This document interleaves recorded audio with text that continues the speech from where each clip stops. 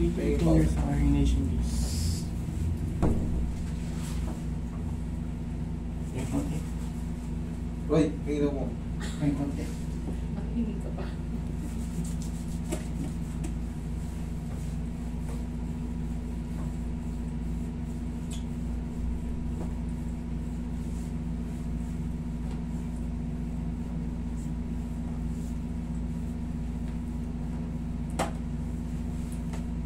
Ito eh, naiiwan. Yes po. Ganun nga po yan. Yan yung mga sinyalis na meron na kayong trigger finger. Pero ang sagot dyan, sige, sabihin mo ako. Tapos ka na, no? Yan, o. Rap ulit. Sige, lakas mo. O, abot na. Kanina ayaw eh. Correct ko. Ay, oo, dali. Ito rin siya sabi niya. Pag nag-lock, isaran nyo ulit para hindi masakit. Isaran nyo ulit, tsaka nyo ganunin. Sabay-sabay lahat. Sabay-sabay. Yes po. Basta araw-arawin nyo lang yung rub, tapos iinat-inatin nyo ng ganun. Matatanggal na yan. Okay? Yan o. Part ng rub yan, tapos yung pag ganyan o. Huwag nyong Oh, ganun gagawin. masakit yun. Ang gawin nyo, isaran nyo ulit. Sabay-sabay. Sundutin nyo ng ano. Okay, tapos rub nyo. Tapos, yan nyo. Yung ginaganyan nyo, parehas lang yan sa ganyan.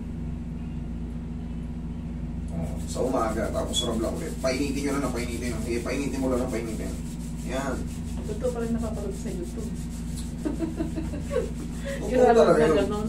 Okay? Ilalagay. Sige, kaya matagil. Tapos, Okay, relax lang po. Yan.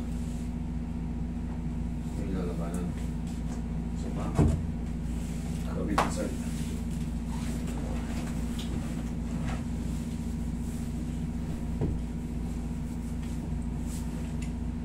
Ganyan. Yung lalabanan. So, okay, tapak.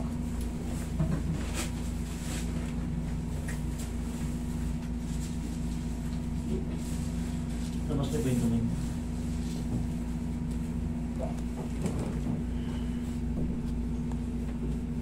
Relax na. Relax na. Lalaban na.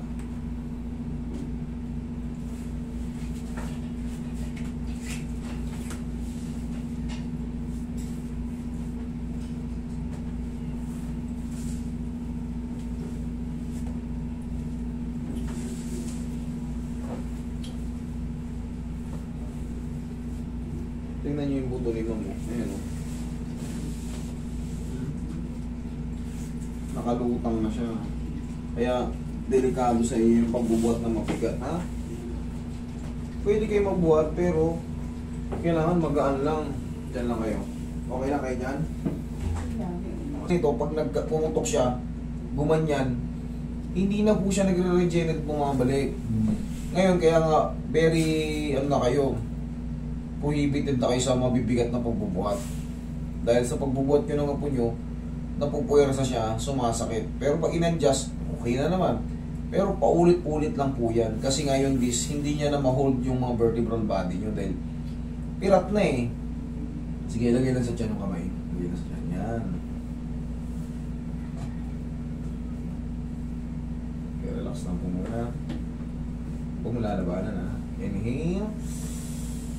Isa pa, inhale. Exhale. Down. Diyan lang muna, huwag tatayo ha. Okay lang. Dahil ngayon sa herniation. Pero ngayon, ano? wala. Wala. Thank you, Lord. Thank you.